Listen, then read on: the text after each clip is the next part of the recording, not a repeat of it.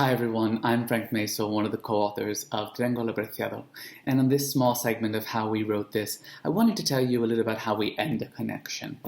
Each connection really is like a mini morsel of what we're talking about through the whole chapter, right? The chapter being a vehicle to talk about many themes in AP Spanish. And so in this ending a connection, we really wanted to reach out and say, how do we finish it off, right? Often we talk about something in our classrooms, we go, well, how do we stop? How do we transition to the next thing? And so we chose to end each connection with a presentational task. And this presentational task could either be an argumentative essay, as seen in the AP exam, or a presentation.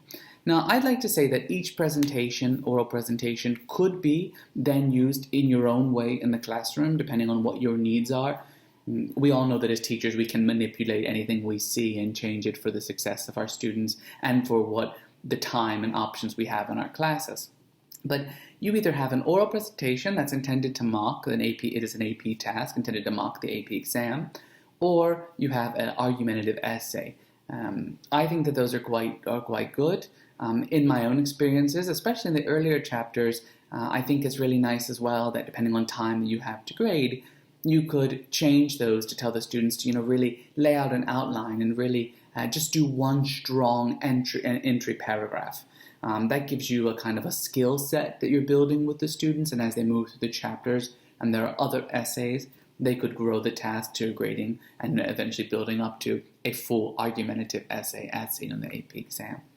So, of course, as you finish that presentational task, there's also, in Atando Cabos Sueltos, that last little wrap-up of everything. We always wanted to add an extra simulated conversation, which is, in my opinion, the hardest AP task.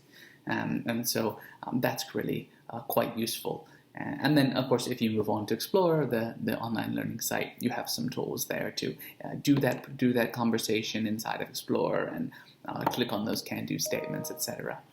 Hope you find the book useful, and really hope you're enjoying using it in your classrooms.